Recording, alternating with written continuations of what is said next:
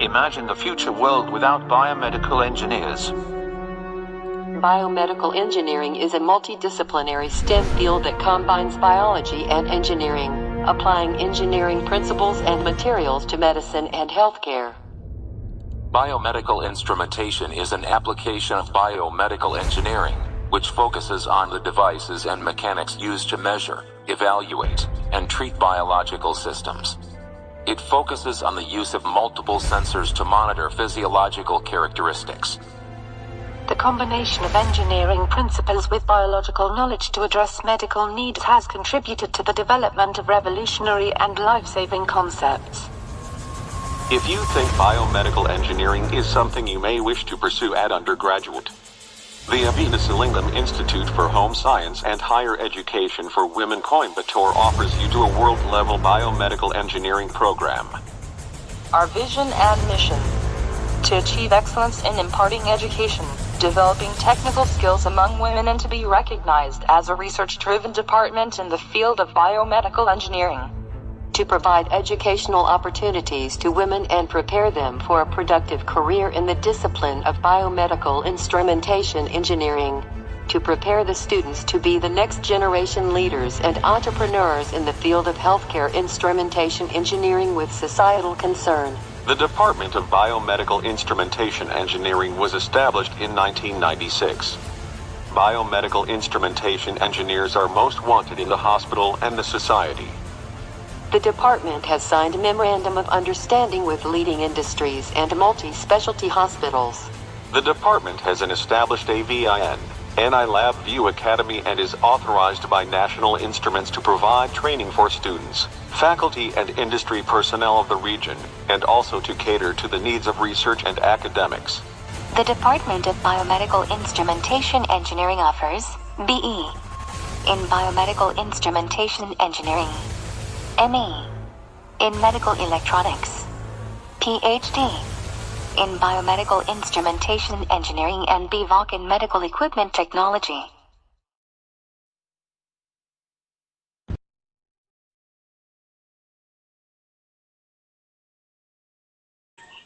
Very good afternoon to our director, Dr. Raja Rao sir,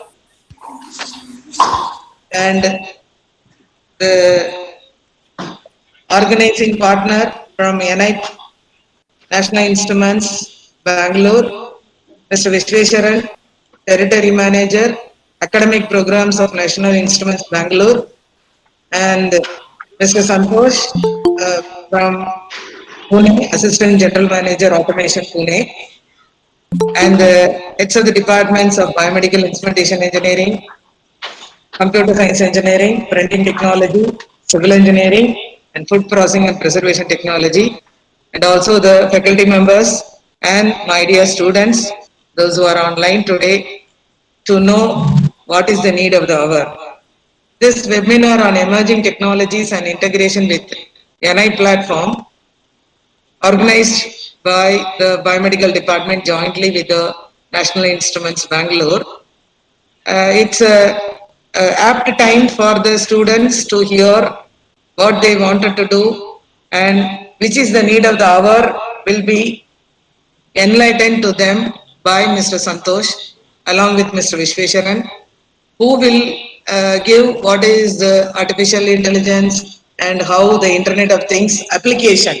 That is, everywhere the improved developments in the hardware or software, in the communication technologies, it has developed at a very great level. So, how when the students will get an opportunity to do a project, and if they are very capable of doing it through this NI platform, they will be able to help our students so that the work will be an innovative one or industry oriented, where that will be useful for them for the placement, and also if they wanted to become an entrepreneur, that will help them to develop. So keeping all these views in this present situation, and I'm happy that Biomedical Department has arranged such a webinar which will be useful for not only for the students of undergraduation of these 4-5 branches, along with the post-graduation students and also the research scholars, those who are really interested to make use of this platform, can approach after the presentation is over and discussion. They can get in touch with the NI people, that is Mr. Vishweshwaran sir and Santosh, so that they will be able to get that in a bigger way, so that it will be useful for them, for the department, and as well as for the institution. With these few words, I am very happy, and I welcome Mr. Vishweshwaran and Mr. Santosh to share their knowledge and the input what they are now can be to some extent shared with our students. Thank you very much. I once again welcome everybody for this webinar. Ma'am, thank you for the formal welcome, ma'am. Yes. We are happy to have Mr. Santosh Jaishwal in our program, ma'am. And this is just a welcome to all who are present, ma'am. Respected Professor K.N. Rajarao, Director, School of Engineering, Dr. S. Maragadam, Dean, School of Engineering, our honored guest for this event, Mr. Santosh Jaishwal, Assistant General Manager of Automation, Mr. Vishweshwaran, Territory Manager, Academic Programs of National Instruments, Bangalore, our own faculties, research scholars and student participants from School of Engineering, good afternoon. It's my privilege and pleasure to welcome you all on behalf of School of Engineering. It's a great pleasure to welcome our Director of School of Engineering, Professor K.N. Rajarao, to this webinar on emerging technologies and integration with NI platform. We are glad that you are here, sir, to encourage and show us the way to excel. I warmly welcome our Dean, ma'am. Without her motivation and support, we would not be organizers of such wonderful programs. Madam, I welcome you. Thank you. I am happy to extend a warm welcome to our resource person, Mr. Santosh, who is really excited to share a virtual classroom with more than 400 students, research scholars, and faculty. He is ever willing to share his expertise on the emerging technologies of AI and IoT and how they are applied in various domains in engineering. Sir, we are indeed honored to listen to your session. Welcome, sir. I welcome Mr. Vishweshwaran, who has been a pillar of support since 2005. Sir, I welcome you also on behalf of Avinash Lingam Institute. I'm happy to welcome all the HODs, faculties from various departments, research scholars, and all undergraduate and postgraduate students of third, final, and ME who are participating in this session. Students, we are delighted to have you with us to participate and gain knowledge in this program. Prepare yourself to be challenged, excited, and inspired. I welcome you all to this session. Welcome once again on behalf of the webinar organizing team. And this is an introduction about our resource person. Mr. Santosh P. Jaishwal did his BTech at Maharashtra Institute of Technology 2002 to 2005 batch in electronics and telecommunications, and he also did his master's in embedded systems in BITS. He has started his career as a LabVIEW developer, and he went on to build deep capabilities in National Instruments. Santosh has over 15 years of experience in product engineering, manufacturing, PV&V, and factory automation. He's an experienced leader in driving business excellence through innovative technologies and developing extraordinary talent, and is also skilled in strategic planning, people leadership, technology adaptation, and building new engagements. He's involved with leading diverse business and technology teams ranging from foundational capabilities like operational technologies, testing and programming, controls, process automation, to advanced capabilities in data analytics, IoT, and robotics. Building strategies to drive digitalization across units and optimizing total cost of ownership by leveraging emerging technologies. Santosh is currently heading Automation and Analytics Group in US-based MNC. Along with managing National Instruments Technologies, he is leading other teams who are building solutions in emerging technologies like IoT, Advanced Analytics, XR, and Robotics. He's part of a global leadership of automation group, which is driving standardization across enterprise. He has several intellectual property and publications related to automation. He's speaker on advanced and emerging technologies, and also takes an active interest in mentoring others in the field of automation by developing new possibilities in the emerging fields. Sir, I welcome you once again. Over to you for the session, sir. Hey, thank you so much, Judith ma'am, Vishwa. I think let's get started then. Good morning, everyone. Sorry, I'm again saying good morning every time because I feel that my day is getting started with this great session. Okay. Uh, I hope everyone is safe and healthy at home. Okay, as this is going to be a virtual session, and for me it's very difficult to see everyone, understand your reactions. To make it more interactive, what we are going to do today, I'm going to open my chat window and going to keep it open in other screen. And the reason behind that, I would like to see, your reactions, or maybe how the session going on, or in a session I'm going to ask some questions, and I would like that you people would be answering that question on the chat window. So people on a Google Meet or YouTube live stream, I'm on both the side, I can see your chat windows. So be interactive and let's make this session engaging. So I'm sharing my screen. uh,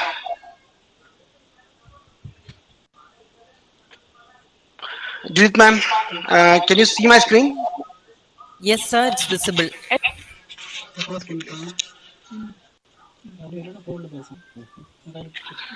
Yes, it is visible, sir. Okay, great. Uh, so first of all, I would like to thank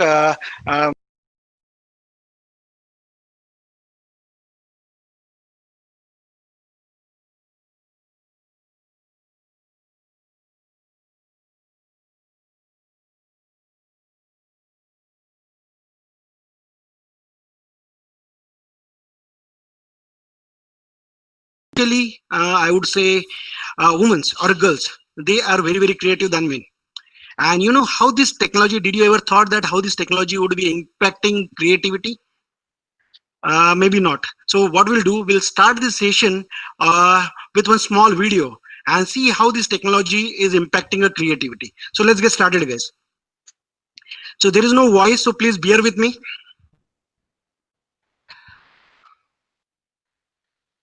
Quite exciting, guys, right? No one would have imagined the days will come where technology would be doing math research, generating a top songs, or competing in a big competition. This has left with a couple of questions to us. Is this emerging technology is an opportunity or a threat? And the second question that will come to our mind is, which is most important thing that anyone should have. So what we are going to do, we are going to answer these questions throughout our sessions. So keep learning, keep engaging, and try to think about this question as this session moving. So I would like to start my next slide by saying that you guys are fortunate. And there is a reason why I'm saying this. And I'll explain that in my next slides. So before that, thank you so much, Judith ma'am, for a great introduction. I'll just taking it to bit deep, just to set a context. So guys, madam already talked about my experience and myself, but if you see this slide, I have put some important things of my life in the images. So if you see on the left hand side of the images, that talks about my personal life, and on the right hand side, it talks about my professional life. So I'm a very God-loving person. I stay in a joint family with my parents, my mom, dad, my brother, his wife, and I would say my dad used to be a bank manager. Now he's retired. He's at home. I have a beautiful wife, Vaishnavi, and I have my son. You can see that photo on a tractor. He is near about 4.5 years old, and his name is Ishan. And from my college days, I am very excited, of a couple of things. One of them is, automation and analytics. And that is what exactly that I'm doing in my professional life. I'm leading in a group where I'm able to learn and build the capabilities and the people on emerging technologies. As well as I started my career with the National Instrument, especially as a LabVIEW developer, and built a deep expertise. So I'm currently managing a group which do have a great expertise on National Instrument. So again, I said we'll make this session interactive, right? So I'm going to ponder you the first question, and now I'm looking for your answers on a chat window. So I belong to the city, and the city where these are a couple of historical places are there.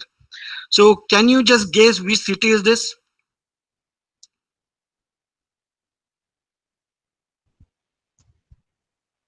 Left hand side there is a caves, right hand side there is something look like it's Taj Mahal or something, or it's very similar, I don't know. Okay, I can see a lot of answer. I can't still see the answer on a YouTube window, chat window, but I think they are a bit lagging with the network. But great, I think Agra, Delhi, not really. This is not Agra for sure.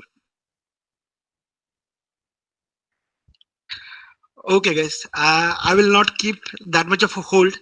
This is city of Aurangabad, and that is in a gateway for a historical caves called as Ajanta Caves and Ellora Caves. And the image like look like very similar Taj Mahal. It is called as Bibi Ka Maqbara, and it is called as a replica of Taj Mahal. That is in Aurangabad, Maharashtra, and that is the city that I belong to. So thanks for answering, guys. I just wanted to make it interactive to get it started. Now, as I was mentioning in my slide, guys, I done my schooling from very small villages. You can hear me, guys, right? Still, Judith, ma'am? Yes, sir. Yes, sir. Okay. I done my schooling from small villages, guys. As I was mentioning, my dad used to be a bank manager, and we used to change the school after a couple of years as we get in a transfer or shifting it to the different locations. So my friends used to get changed, my school used to get changed. From my childhood, I really wanted to become a doctor. Okay, and but as I was learning in small villages, and there was no great mentoring, I was really not knowing to become a doctor. I need to get a science as a branch in my 11th standard, and somehow I did not able to do that. I gone in 11th standard and taken admission to MCVC. Fortunately or unfortunately, I gone in MCVC. But later on, my life has routed me to engineering, and I completed my diploma in industrial electronics from Government Polytechnic Aurangabad. Later on, I completed my BTech from electronics and telecommunication, and then I completed my MS in embedded systems from BITS Pilani. As I was completing my implant training, in MIT, and I gone to implant training in Bangalore. And because of that project reason, and its distance was too far, I was not able to came to my campus interviews, and I really missed all my campus opportunities. Being in a topper, one of the topper in school and my college, and there is no job in hand once I came back from my internship, and it was a bit struggle for me. Then I found my first job, because that time only skill set that I was having is my academics, and only one thing that I learned in my implant training is a LabVIEW. And I got my first job in a big company where I was the first employee. But I think it's a very small company. It's just started and I was the first employee, but it wasn't a great learning, because while working in a small company, you have to not work on a specific module. You are responsible from end to end, from design development to the marketing. You are the whole person who would be responsible for everything. In my curriculum, guys, I have learned many subjects, and I think you are also learning the same. Maths, very tough, right, guys? DSP, electronic design, microprocessor controller, programming. Similarly, you would be learning many subjects. And one question that always used to strike my mind: what I'm going to do with this, studies, trigonometry, maths, or whatever I'm learning today, where I'm going to leverage this. Apart from, I'm going to get a good marks, I'm going to join a good company. But these were the question that was really struggling in my mind. And guys, I can tell you one other thing is, I generally get an opportunity to interview many students. I go to a lot of campus interviews, sometimes IITs and NITs as well, and I meet really bright students who are really great at a subject. Sometimes they know these technologies as well, emerging technologies, but many times they really lag to talk about where their academics or their subject and technology is going to leverage. Okay, so today, guys, I'm not going to teach you about a programming or a subject because you are good at it. Or I'm not going to deep dive in technology because this session is going to be just 1.5 hours max. So what we are going to do today, I'm going to make a logic connection between your subject, an application, industry application, and through a technologies, or we can call as an emerging technologies. We are going to talk about what are the new comings in the technology, some of industry trends, as well as I'm going to share some of the avenues to learn and build yourself on these technologies. So that would be the agenda, guys, and let's get started. So instead of talking a lot of theoretical, I'm going to trigger your thoughts by sharing some of the daily activities we are doing, and maybe that is leveraging an advanced technologies. Let's see that. If you log into Amazon and you would suddenly find one day, okay, I want to buy something, but Amazon itself recommending me that product. So I wanted to go and buy a shirt, but it automatically recommending, okay, Santosh, would you like to buy these shirts? Sometimes you get surprised, right? How it know that I would like to buy shirt, and that's the reason that I logged it. Is there any advanced technology has been leveraged here? We'll talk about that. Or you go on a Google and you search something. If you put a wrong spellings, still Google correct that, as well as it will open hundreds of pages for you in a fraction of a second. How does it happen? Or think about we are using a Gmail as an account, and once an email strike to our account, it automatically go to a respective folder. It look like very simple, right? Email coming, if it's from Facebook or LinkedIn, it's going in a social. Or if you're getting an email that is from an advertisement, it's going in a promotions. Or important emails, it's going in an inbox. Do you really imagine how this thing is happening? Or think about, we are talking to Alexa or Google Assistant. Do you really think that there would be some emerging technology is be leveraged in the background who would be helping us to interact? Or kind of an app like health apps that we use it on our mobile, and it shows you how many steps you walked, or how many calories that you burn, and what are the things that you should take care for your health, how these things are working. Now in this pandemic, everyone is talking about social distancing, and there are many applications has been developed, face recognition or identifying a distance between two people. Do you ever imagine how these things are working? What are the technology has been leveraged behind this?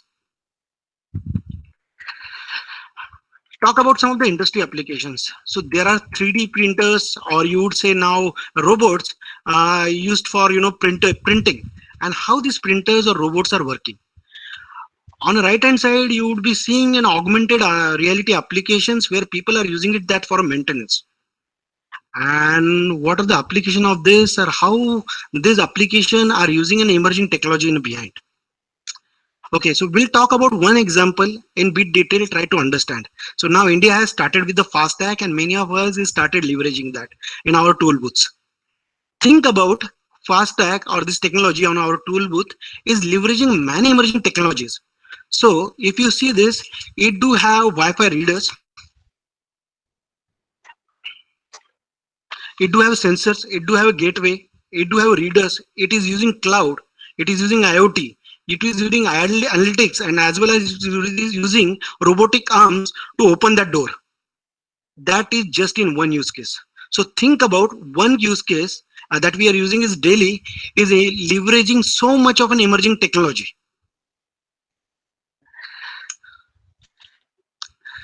There is one field, guys, that is currently emerging, and that is calling as a data science. So data science is an interdisciplinary field that use specific methods and processes, algorithm, and system to extract knowledge and insights. And that do have a 3 component basically. One is mathematics, information system, and subject matter expertise. But guys, how anyone can become an expert of these technologies? Right? But data science generally not talk about you need to be expert on all these 3 technologies or 3 basically disciplines, because different application would be required in a different expertise. If you talk about an autonomous car, you really need all these 3 disciplinary very strong.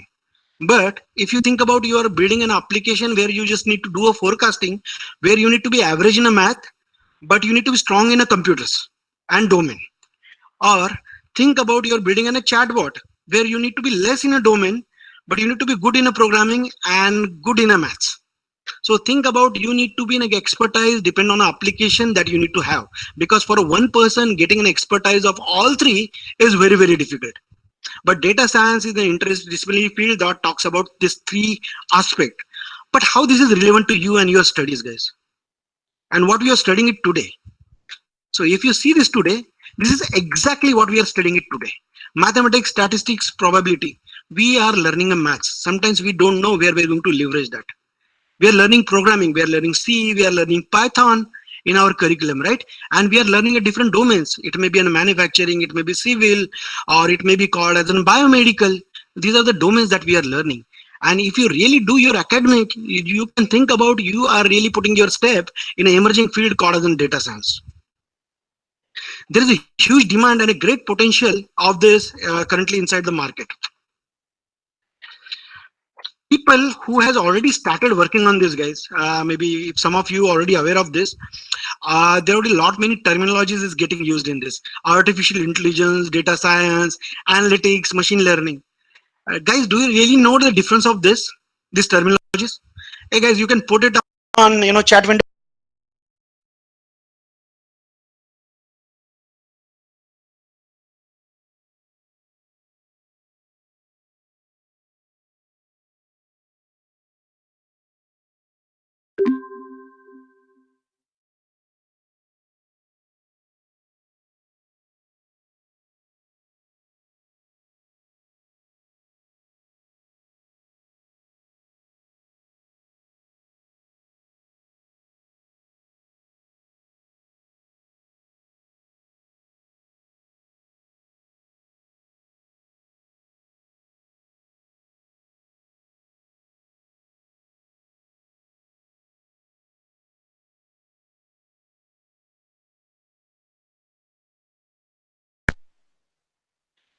Like, think about walking, we have replaced with the tires.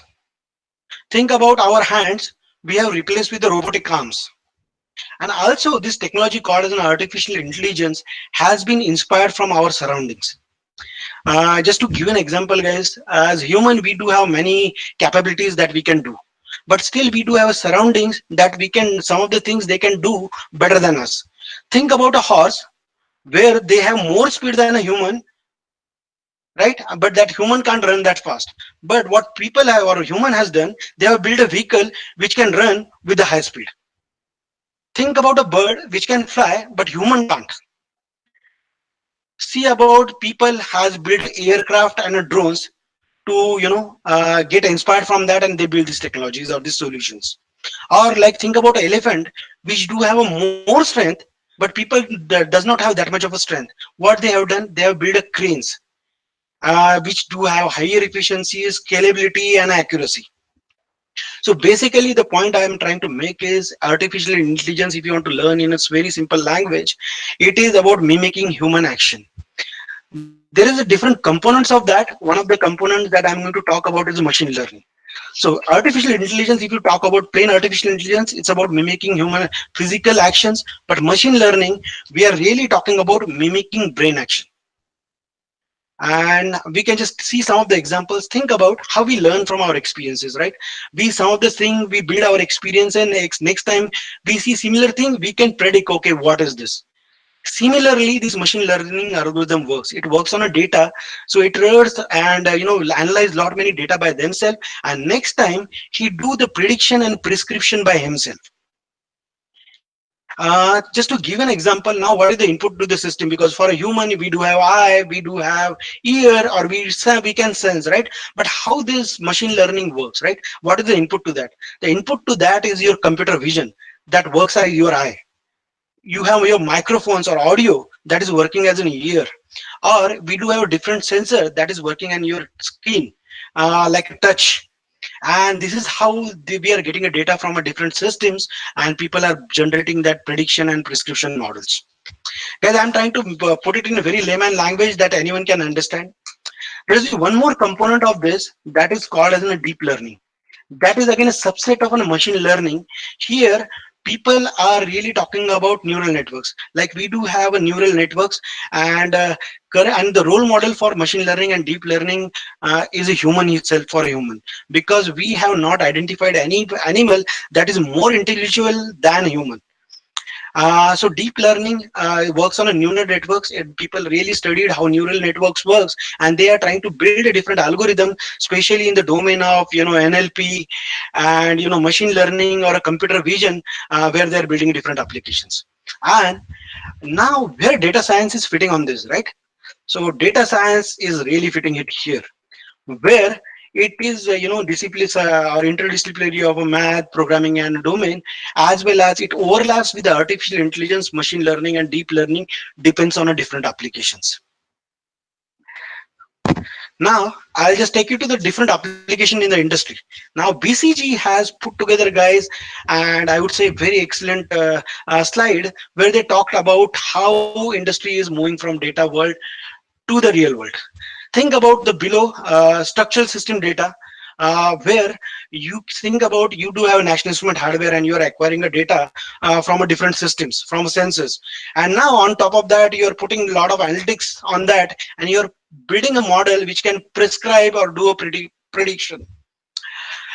Just to give you a simple example, try to make it relevant to you guys. Think about someone from your college has built a model. He has taken a data from all your students, okay, who has passed or failed previously.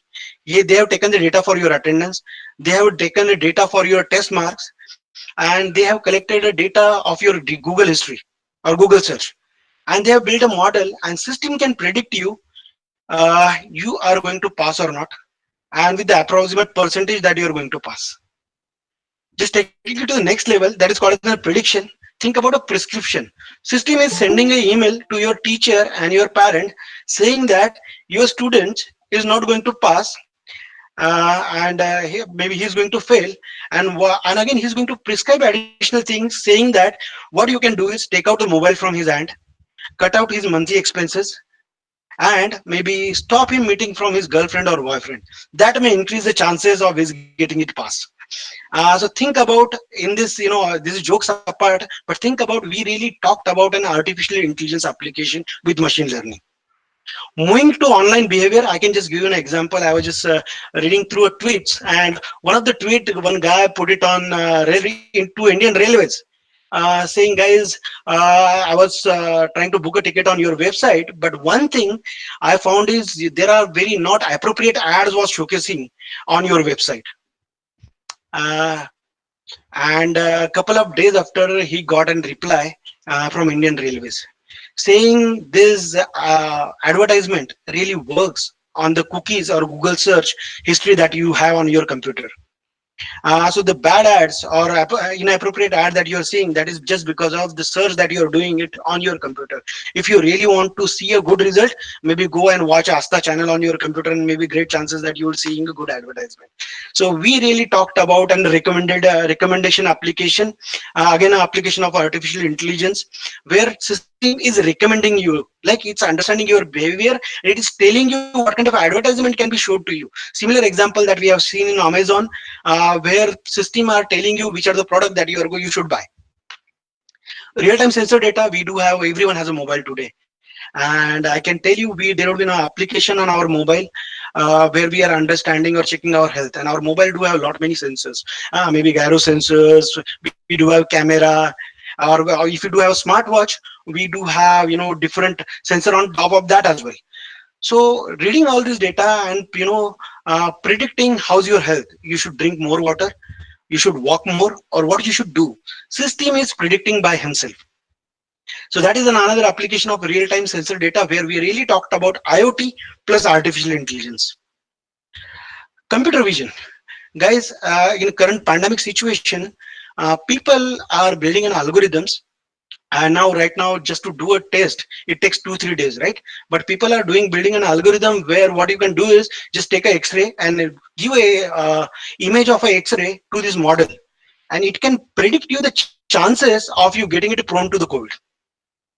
Think about the beauty of this application, that where actual test is going to take a 3-4 days, but it can, from X-ray or image, it can tell you the prone or the percentage that you're going to prone to the COVID.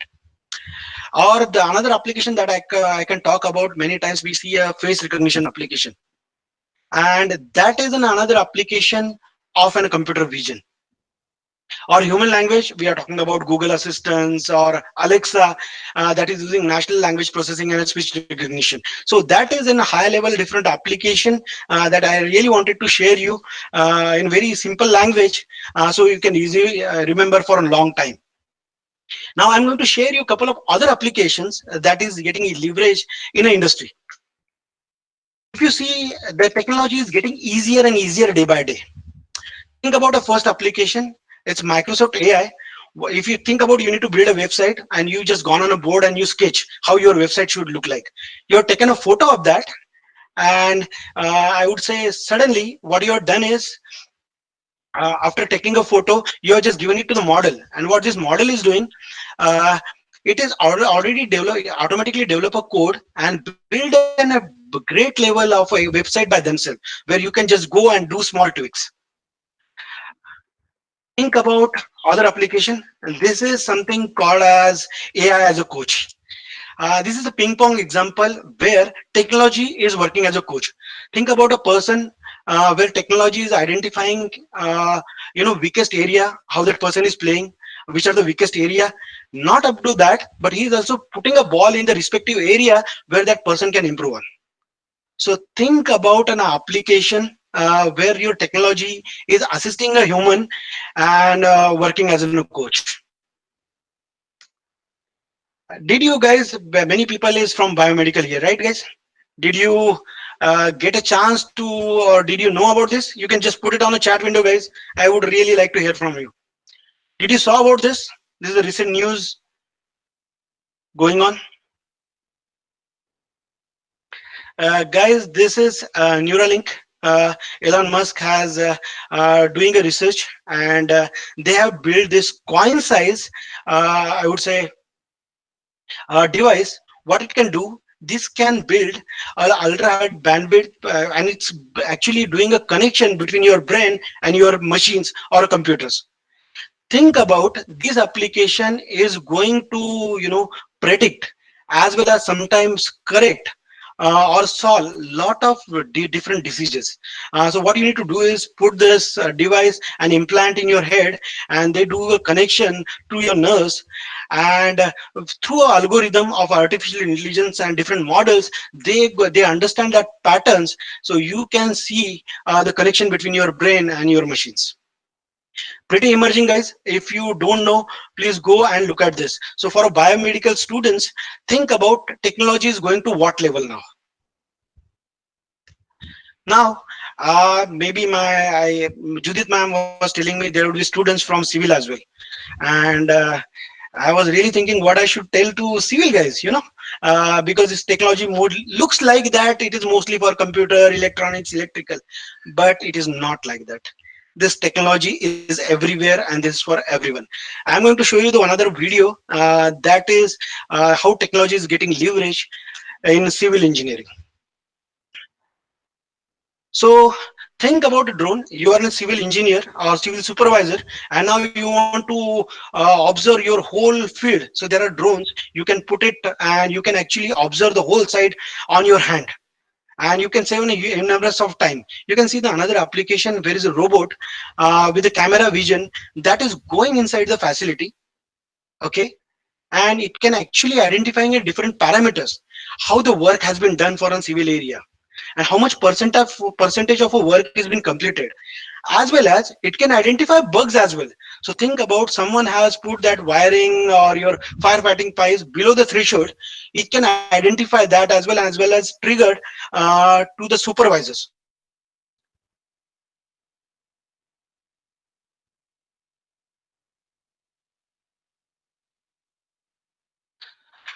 Guys, if you see, there are many applications in civil engineering that people are trying to using this, especially for preventing a cost overrun. These are the different models people try to develop, so they can proactively know that is their project is going on a time or they are going to run out of the budget. Some risk mitigation they are going to use for that. They are used for construction safety, as well as some of the other applications they are trying to use in civil engineering. Think about it. Here it's trying to show the error as it was it was not matching the tolerance label.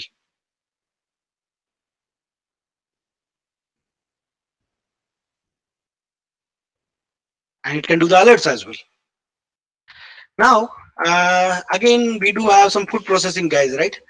Think about it. We generally talk about how our food is processed, and uh, or maybe what are the different new foods that can come, or different tastes can come. But now people are really doing a research on a flavor industry. People are trying to understand the different patterns and trying to bring and different flavors. It looks like in total original flavors. So there are different industry and different model they are trying to build, and trying to do a lot of analysis on the flavors as well. It was beyond my imagination. After Judith madam tell me, I just done some research and found this video that I found quite exciting. So guys, think about in this application, it looks like for a specific build, but it can be leveraged for any field. In case you think that in your field it does not matter so much, then you can say you do have more opportunity there to leverage these technologies. Now, I am going to share you some of the learning paths.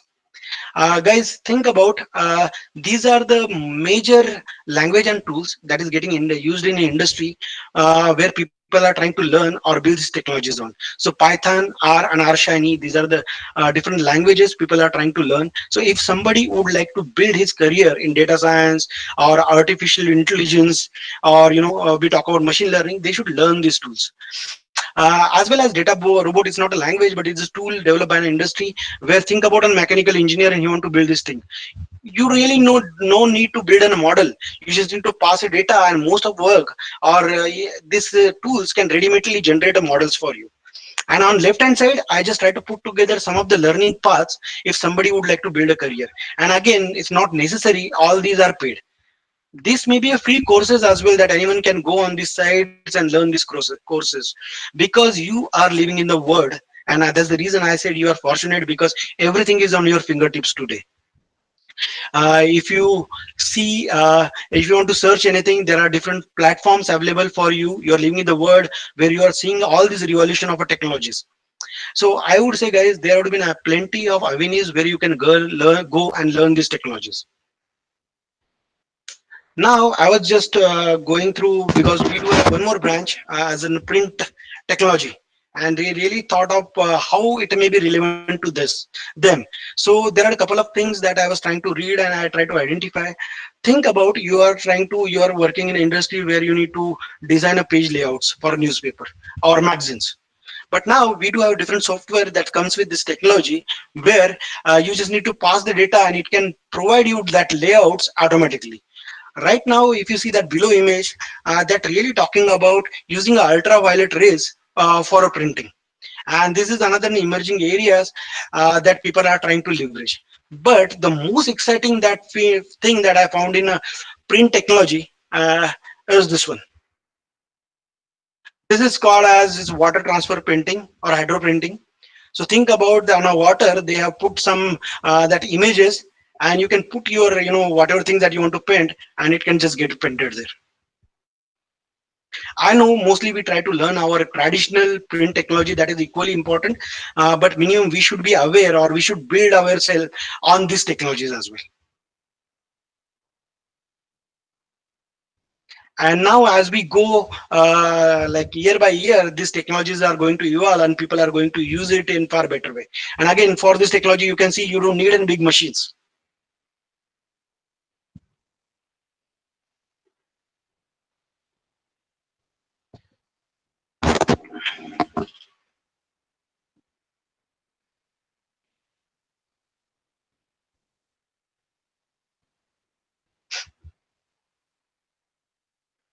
Amazing, right, Race?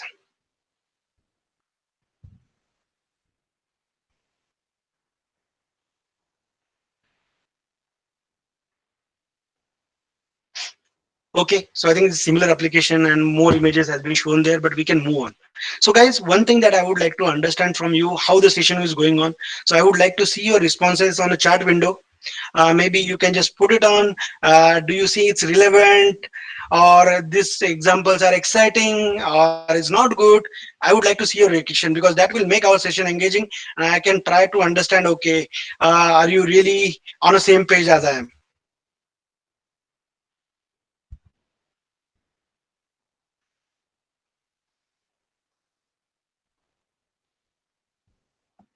Mhm.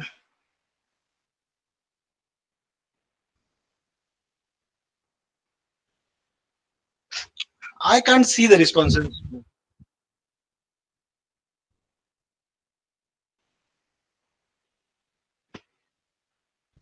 Okay, good. Minimum some responses have started coming.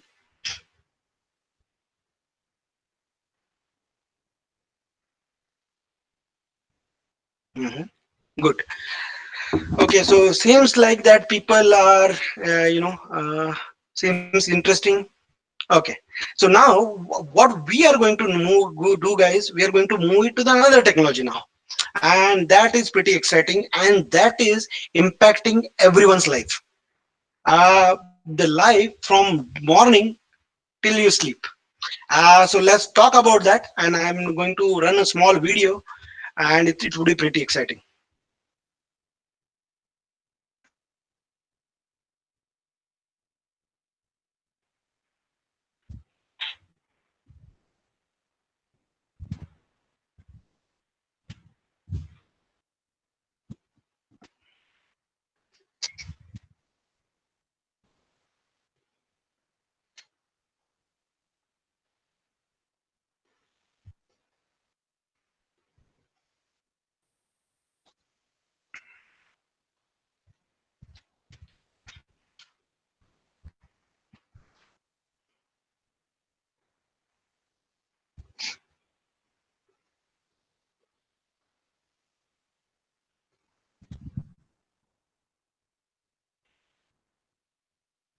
It can tell you if you're out of your eggs or your groceries.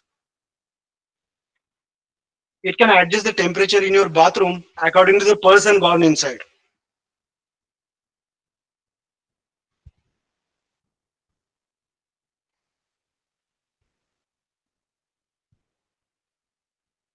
So it's telling that the person that you should start early because you are out of fuel.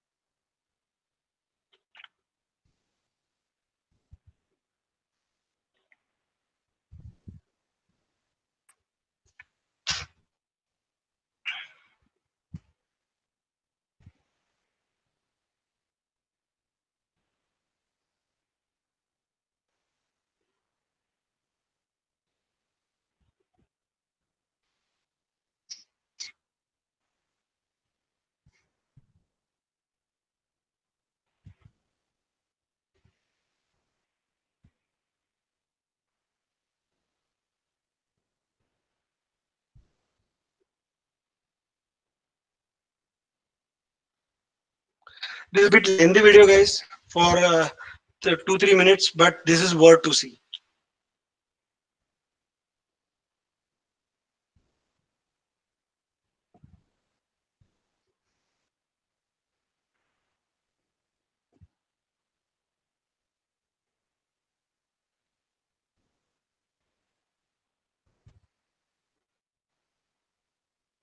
Somebody would be thinking on in the meantime that this technology may be not relevant to the India. But I can tell you guys from my experience, and as I work in a different field called a home automation, building management systems as well. Many applications that you are seeing in this video is getting leveraged in India as well. If you really go to the big hotels or in luxury homes, some of this technology or application is getting leveraged.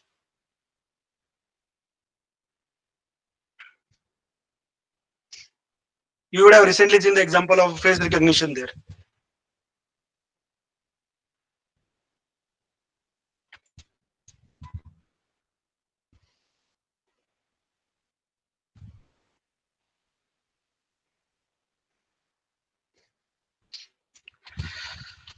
how's it was, guys?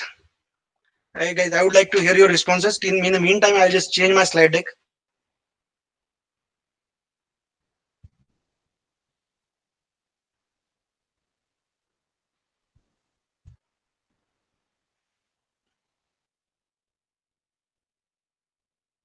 Okay, so we have really seen a day with an IoT. Uh, Guys, very interesting because whenever I see this video, I really get excited. What is IoT? That everyone knows. I am really not going to run through the definition of IoT to you people because all you are very smart guys. Many times when people talks about IoT, they generally think about there is a sensor, there is a data acquisition hardware, and there is a cloud or gateway, and there is a cloud, and that is an IoT. I can tell you guys, IoT is beyond that. And what you talk about sensors and that stuff, that is called as an IIoT. That we'll see in our the differences between that today. But IoT, it's like people say it's like a Sargasso Sea, which has no shores and formed by four currents. Generally people trying to, and there are many technologies getting leverage in IoT, but people are trying to leverage depends on a return of investment they are going to get. So people are trying to build IoT application with the different technology as per their need. Okay, so and you would have seen that the money is flowing where people are getting an highest returns. So right now people generally talk about the technology they have seen that is getting mostly leverage in the industry, but IoT is beyond that. Now, how this is relevant to you guys? Many people while working on IoT, these are basic questions comes on our mind. Which programming language to use, which cloud platform, how to manage security, how sensor data work, which sensor to use, which hardware, and do you as a student, are we really aware with this? You know, but I can tell you this is very relevant to your academics. People talks about IoT, but the many component of IoT that you know it from long time or your curriculum. Did you heard about these technologies, guys, or these names? Sensors, connectors, wireless technology protocol. If you're really going into college, then I'm pretty sure that everyone would be aware of this. So guys, these are some of the big or key components of IoTs that we know in daily basis. We are learning sensors, we are learning connectors that may be ranging from your bingo board, your Raspberry Pi, or big industry applications, PLCs, or your national instrument hardware that is a pioneer in data acquisition systems. And we'll talk about that in next slides. But wireless technologies and many wireless technologies that we are learning in our college, our protocols that we are learning in our colleges. Some of them we may be not aware, like a LoRa that is getting leverage for long range communication, or protocol that is specific to IoT, like MQTT or some other protocols. And many of these protocols that we are aware. So thing is, guys, this is very relevant to you. If you really made your academics strong, that is going to help to build your career in any domain or any technology. As I was talking about Yanai really do have an awesome platform, I would say, where they do have plenty of hardware application that ranging from your USB, PXI, PCI to real-time hardware, as well as software platforms that they do have LabVIEW as in language, as well as you would say TestStand, VeriStand, and whatnot. So just to tell you guys, my whole experience is in National Instrument. I started my career with LabVIEW, and I'm still managing, along with the emerging technologies, I'm managing a group of a LabVIEW or ANI platform. And recently thou see about how industry or these companies also evolving themselves with the emerging technologies. If you would have recently heard, National Instrument or now Yanai has acquired Optimal Plus as a company, especially just to ensure, because they are a pioneer in data analytics. And Yanai really wanted to expand their portfolio just from doing a data acquisition to building an end-to-end applications. Think about acquiring a data and putting in a prediction prescription model and providing an application where we can really directly see a predictions or a prescription of a data. Just to give an example, you do have a great lab. I heard that from Vishweshwaran and Judith Mad in your college, and that is another technology or one of the backbone for any technology for acquiring a data. One of the emerging field, guys, that we may aware or we may not aware, it's called as an AWS. Or I would say cloud service, because AWS is one of them. We do have Microsoft, we do have Google, and everyone has their cloud platforms. And think about IoT. So you can build your career in IoT, but someone can just build their career in cloud services. And this is pretty exciting because what it does, just to maybe I think some people would be already aware of this, but some people may not. Uh, this is doing in a platform as a service. This is doing in a software as a service or different applications. I'll just give you a small example, like a compute. Think about you gone in a market and you bought one your personal computer with a 4 GB of RAM and some hard disk. And later on, you started working on an application. You realize, no, yeah, I don't need 4 GB. I need a 20 GB of RAM, or maybe more hard disk, or my CPU should be 32 core. Generally, that you don't get in your personal computer. What should I do? I can't go and upgrade my current machine, right? Up to some extent. So what it does is, or suppose think about you want to start a small company, and but you don't want to invest on infrastructure because buying a lot of computers, servers, it's going to take huge cost. Where these are the cloud services help you to rent that services. So think about, instead of buying that server at your home, you bought an EC2 instance from Amazon as a rent. And what you can do, you can log into that virtual instance through any computer, and you can really configure according to the work that you are doing, what kind of configuration that you would be needing, and you would get charged according to the configuration that you have made. So think about a beauty that organization does not need to buy a lot of infrastructure and a lot of maintenance of that, and everything can be managed on a cloud services. If you think about, they are really taking it to the different level, because if you see, they have built an analytics applications as well. So many applications, you just need to send a data to the cloud, or it can pick up a data from a different location from cloud or your physical servers, and it can directly give you that prediction and prescription where you don't need to build a model, and they have built this model for you ready-made. Or IoT applications. So they do have some plugins or models that they have developed in IoT, and this is in a full-fledged portfolio that they do have for cloud services. And someone can build a career just in this. And again, guys, to tell you, you really don't need to be an expert of all the programming language or a very expert in any programming language. This can be done with the less programming as well. Similar to AWS, there is a portfolio for Microsoft, people, and similar to Google as well. And people are trying to leverage this. Depends on an application or a business model they are running with these companies. As I was talking, guys, IoT and IoT. So IoT, again, I'm not going to read through all these differences. IoT generally used in area of focus is commercial and customer convenience, like some of the application that we have seen in a previous video. On the right hand side, guys, monitoring, managing a system of high-stake industries, defense, manufacturing, health, or communicating to the sophisticated machine. These are the example of IoT. And where we are talking about smart devices like a smartwatch, mobiles, we are really talking about an IoT. And these are the differences. So what you can do is, this is study for you. You can go and read between the difference between IoT and IoT, because there is a difference of that. Guys, these are we really talked about it. So these are some devices that we use in our daily life, and this is nothing but in your IoT devices. I just put together some of the interesting application of IoT, like a smart mirror.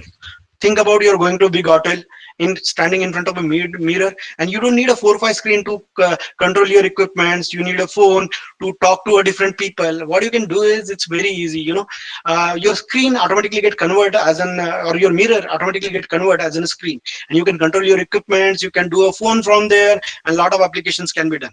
Smart gardening, this is used in agriculture field as well. Smart agriculture, I would say, where a lot of sensors has been put in your soil and in front of a plants, and it can acquire a lot of data, and it can really predict tell you the health of your plants, as well as it can tell you, okay, how much fertilizers that you need to put, and which are the area that you need to place that. Blood pressure monitor, that everyone knows about it, but this is something unique. Think about, you don't have a machine itself, you just have a cuff, and you're connecting that cuff to your mobile. So all the algorithm that is written inside that dabba or box where you're connecting your cuff, that is not required, because all these models or this logic is running on a cloud, and you're just connecting it to a mobile, and you can actually get your blood pressure readings. Think about your corporation getting notification when your garbage bag is full. Very interesting. These look like very normal, but these are the big applications of IoT. Guys, we have already seen a video, so I'm not going to see one more video. But now we are going to run through one more interesting field that's called as robotics and automation. Okay. Okay. So guys, this is robotic definition. Robotic is an interdisciplinary research area in interface of computer science, engineering. Everyone knows about it. So I'm not going to spend a time here, but this is a broader level classification of a robot as industrial, non-industrial, assistive, non-assistive, or wheel, non-wheel, or legged. But do you ever imagine you're using a robot from long time? You're surprised, right? Maybe you would have seen from your childhood. Mixer, right? Don't you think this is an example of simple level robotics that we are using it on a daily basis? Or think about another application of automated washing machine. This is another classification of a robot, you would say medium level robotics, where you can program this robot and it can work according to that, but you can't go and reprogram that thing, other than the feature it has given, you can't add up the features.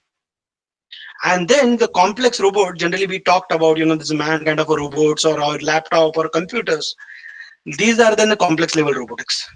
But we are using robotics in every application that we are doing. These are the industry level applications, guys. Packaging, welding, polishing, painting, gluing, assembly. These are the different applications that generally get used in industry. But one of the emerging area or these robots is getting used in logistic and material handling. If you would have heard about automated guided vehicle, AGVs, that people are used to transfer the vehicle or transfer the different, packages. But now people are really talking about AMRs, autonomous mobile robots, where you don't need to go with a defined path and it can carry that weight. And that is getting really look at it in this field of logistic and material handling. I will, while reading, guys, I'll tell you one of the interesting example. Maybe first we'll just stick here and then we'll move on there. Nature teaches us something different, guys. We build this robot for two things. One is in a precision or accuracy, and second thing is for a speed. These are the main reason where we started building this robot. Think about this robot going in like outside his area or a defined area and going in a real world. How these applications will be used. Think about going in a standing robot and trying to open a door. That is, you don't need to be precise there, right? And he got fall down. Or think about you're working near to the robot. Right now, people are working on a cobot where robot and human can work together, but still it's risky. So what is new? So what people are, I was just reading and I really found that now people are really thinking about or getting inspiration from different creature in the sea. Okay, and there is an emerging field that is coming as in soap robotics. Think about your octopus, which can open the bottle, or the many sea creature which can hold the weight more than current weight or more than their weight. This is that field, guys. If you see that this is robotics, it is really built from a very compliant material.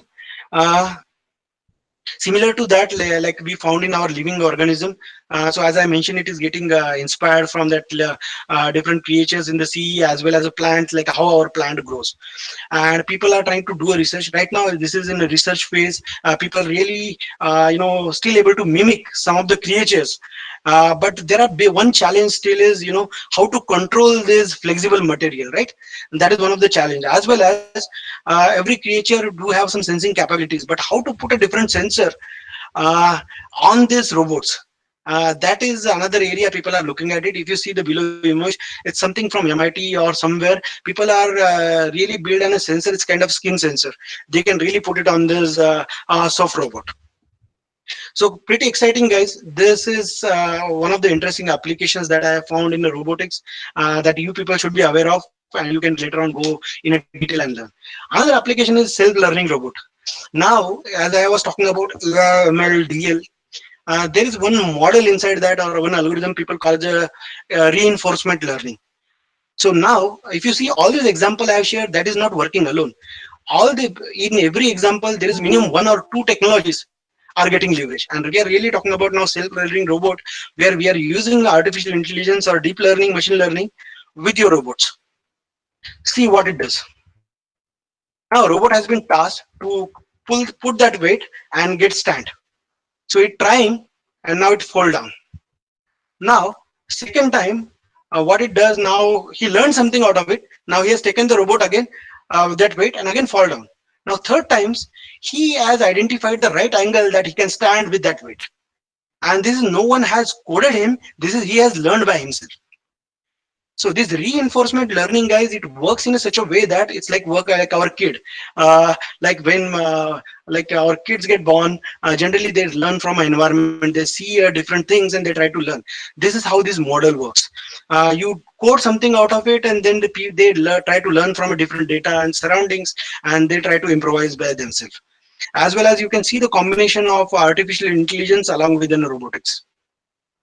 Very interesting applications. Now I just try to find some application for a civil engineer. Think about you are building on a bridge, big bridge, and now you need to really tie that intersection, right?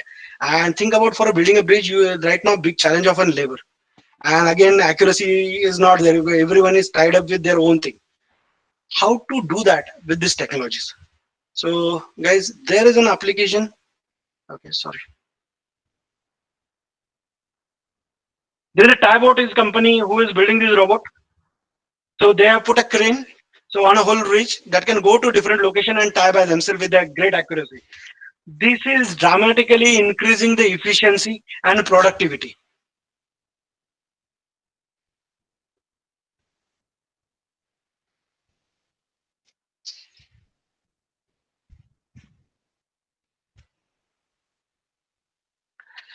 Interesting, guys, right? So now I think I'm just running out of time, so I just going to run a bit. Now this is another interesting area, guys, that we are going to talk about. I'm going to run a video that's called the XR, and we'll talk about this. So let's see this video. In the meantime, I'll talk about it. So XR spectrum talks about how technology is ranging from reality, which is 100% to, and 0% real, that is called as a virtual reality, to the technology which is 0% true and 100% virtual. This concept has spotted in 1960s somewhere. Ever since it headed towards the core ingredients of a future technologies. We slowly moved towards AR, and now the latest of mixed reality. This technology is predominantly used in a gaming industry, but people understand the power of it, and they started used for different industry applications as well, like education, medical science, entertainment, research, military. Your healthcare is one of the big applications that is using your XR as a technology. Now, this is an XR spectrum. Many times people talk about an XR, but so you may be, or you may not knowing the differences between the reality. If you see about the left hand side spectrum that talk about reality, reality is real. That is you and me, what we are seeing today. Assisted reality, what that mean is, think about your car windshield, and your instrument cluster has been replicated on a car windshield. So you can see through that glass, as well as you can see some notifications and everything on that glass itself. That called as an assisted reality. Augmented reality is, augmenting a virtual content on a real life object. Think about like now I'm not there in your college, but think about I need to go your college virtually and see your campus. So what I can do is put this application. I can see your college, virtual environment by putting that glass, and if I can click on something, it can show me what that area is. So that is called as an augmented reality, where we are putting in a virtual content on a real life object. And there is a mixed reality, that is a combination of your augmented reality and a virtual reality that is lies between AR and VR. These include virtual content that can be visualized but not anchored to any physical activity. There are many applications that Microsoft HoloLens, if you go and see their videos, pretty interesting, right? So it is not that you can on a real object you can put some virtual content off of it, but you can interact with that as well. And that is happening in a mixed reality, and that is how this whole spectrum lies, and depends on a different application people are trying to use. It may be assisted reality, augmented reality, or mixed reality. There are many applications people are trying to use, like product visualization. Before building a product, in designing itself, people can see how that product look like. Or one of the challenge with this is right now it's very difficult that somebody can put this glass and build the product, right? In current situation, it's going to be very difficult for an operator. It's a behavioral change. But there are many applications people can still able to leverage, like a product visualization or operator training. For training an operator, we can definitely use these applications. Again, this is one of the construction application I try to find and put together here. So think about you are trying to build a building, and before building a building, you really need to analyze how it will look like and see.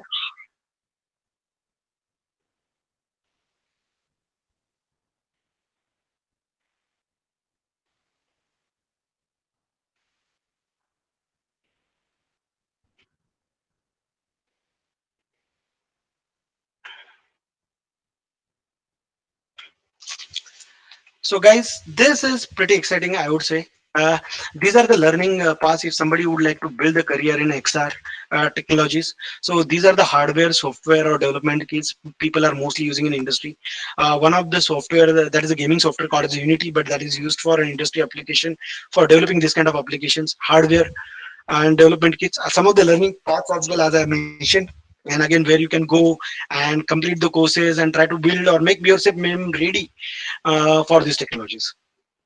Because you can't be an expert of all these technologies, you can't be king of everything, but definitely you would be king of one or two technologies, and you should be jack of all these technologies, because all these technologies is going to work together. Every single application is going to have a multiple technologies leverage. Guys, one thing is I'm going to talk about is the now is if you see all these application, and you would have realized the power of these technologies. There is an enormous power and potential of this. We have just seen some of these technologies, and there are many that still left. Taking it to the next level, think about these technologies can visualize your thoughts and display on a TV, or controlling machines by just thinking, or showing a picture from your dreams, or convert our minds into a projector. Looks scary, right? But there is a group of researcher who is putting some effort on this. Let's see small video. So there is a scientist from Japanese who has put a brainwave sensors on a group of people, and they have analyzed the data for more than 10 weeks, where they did able to actually put down an image of what person is seeing. That images looks fuzzy, but still they did able to put down that images. So this is a good step. Think about in the future, this application can be taken into the level where machine can be controlled by just thinking. Or they are really talking about in a dreams what you saw, that can be in the morning you can just go and watch on a TV. So enormous applications, guys, that you can have with these technologies. With this, guys, I would like you to open your chat window, because I'm going to ask some of the questions to you. So at start of the session, we really talk about two questions, and what are they? I ask the first question is this emerging technology is opportunity or a threat? What do you think, guys? I would like to see the answers on chat window.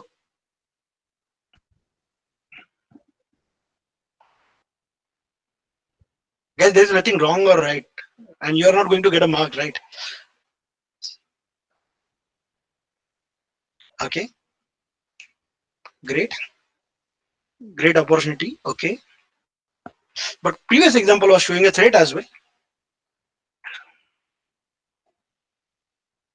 Both. Okay, opportunity is correct in correct manner. Awesome. Mixed answer, guys, right? So we'll not spend a time here, but it's a great mix. And to be very frank, I personally, as Santosh, would see this as an opportunity, but I'm not going to give you the answer of this, because this is a perspective, how you see it. And I want you to learn this and build your own perspective about this question. Okay, but now I would like to ask another question that I asked you at the start of the session. What is most important things that you should have? Artificial intelligence, robotics, IoT, XR, or something else? Guys, go ahead and put your answers.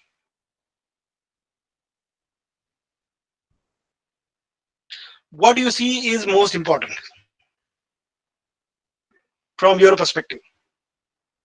IoT, all IoT, AI. Okay, great.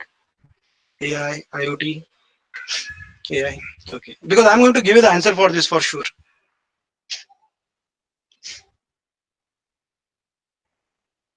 Okay, very mixed answer, guys. Many people saying all, some people saying IoT, some people saying AI. Okay, so I can tell you the answer now with one small story. Okay, anyone knows this guy? Maybe not. His name is Karli Takacs. He was a brilliant shooter from Hungary. And this is a story where in 1940s or 30s somewhere, where whole country thought that he is going to win, gold medal in Olympics for our country. And he was a military guy. But one fine day, what has happened? One faulty grenade has, blasted in his hand, and the hand that he was putting a shootout that got burned. So he lose the hand, which was going to win the gold medal in the Olympics. Think about the situation of this guy. Like a person was having no hand, kind of a situation that he's came in. But secretly, what he has done, guys, he has really came out of it, and secretly he has learned to shoot out by his left hand in just a span of a couple of months. And there are after that, because of Second World War, there are some Olympics has got cancelled. But later on in a London Olympic, this guy has won the gold medal in Olympics by shooting it by his left hand. Not just that, again in the next Olympics, he has won the second gold medal for a pistol shooting, and he's the only one guy who has won 2 consecutive gold medals for a pistol shooting. So think about, guys. So all these technologies matters, but what matters most is your attitude, and that is going to play a bigger role. Don't get afraid about many technologies is going on. Maybe I don't know this technology or some of the, I need to learn a lot. Guys, technology can be learned, attitude can't. So if you really have a good academics and you really have a good attitude, you can learn any damn technologies. Second thing learning I can tell you is practical consideration, guys. Think while learning your studies, think about how you can relate this your theoretical concept to actual use cases in an industry while learning this. Relating to that, guys, challenge yourself. Do not take up a project that can give you the easy win. Somebody has said, if your dreams can't sleep you, then that is a dream. If you're putting in a goal very small and you can easily achieving that, then you're really not going to grow. Think about taking a bigger goal, and if you're achieving half of that, that is still fine. I don't think so. If you take up a challenging project and you fail in that, any organization is going to penalize for that, because intent while doing a project to learn, right, to practice, learn, and main thing is what you learn out of it. I don't think so people are really looking at it. You need to make it functional as it is. It is fine if you fail in that project, but you do have a great learning. So I would encourage you to take a challenging project in your academics, and if it can be linked to this advanced technology using National Instrument and some other thing, please go and do that. Spend time in the practical labs, guys. Generally we won't prefer that, but I would encourage you, when you learn the theoretical concept, try to leverage that concept in your practical labs. Collaboration and teamwork, this is pretty important as you learn in your academy. That is going to great, because some people get struggle when they go in a professional life, because all this technology what we have seen, that is working on a multiple aspect or multiple technologies, and you really need to form a team from biomedical, electrical, electronics, civil, and working together as a group. Don't try to form a group with your friends and take up an easy project. That is not going to take you anywhere. I can tell you, guys, my big learning was my development, my responsibility. Many times we try to blame others, saying that, okay, my teacher maybe not taught me this, or maybe I don't have an infrastructure for this. I can say, convert your campus or your college as a company, or a smart campus, and you can really put a lot of emerging applications in your college itself, in your projects. Practice PhD. You may be saying what Santosh is telling us. We are BTech, MTech students, and how we can do PhD now. My PhD is a bit different, guys, that I learned from one of the speaker called Prakash Iyer, is passion, hunger, and discipline. So, guys, have passion for anything you do, have hunger to learn, and discipline to achieve that.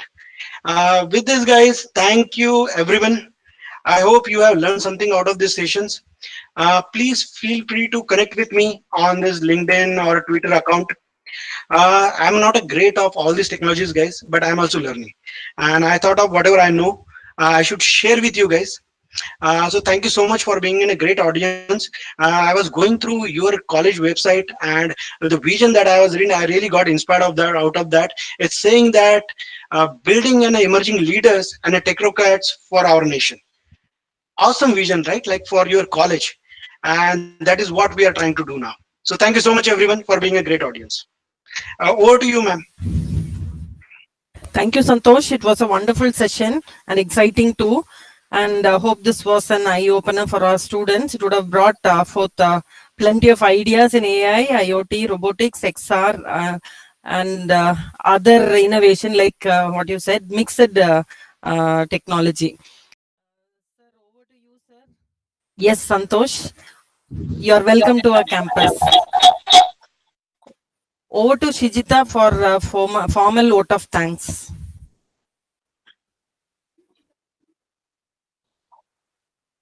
Very good afternoon. First of all, I thank our Almighty for making grand success for this event. Our heartfelt thanks to our resource person, Mr. Santosh Jishwal, Assistant General Manager, Automation, who triggered the young minds in current emerging technology with real-time applications. It's very interesting. Thank you, sir. Thank you, ma'am. We are thankful to our Honorable Director, Sir, Dr. K. Raja Rao, for his continuous motivation and endless encouragement for the success of this event. Thank you, sir. Thank you, madam. Thank you, madam. It's a privilege to thank our Dean Madam, Dr. Maragadam, for her enthusiastic effort and support towards this event. Thank you, ma'am. I would like to thank our beloved head of the department, Dr. Judith Justin, for her great guidance and support towards the success of this event. I extend my thanks to our program coordinator, Dr. Anita Mani, for her teamwork and cooperation. Also, my sincere thanks to all head of the departments and all faculty members of School of Engineering for their coordination towards the program.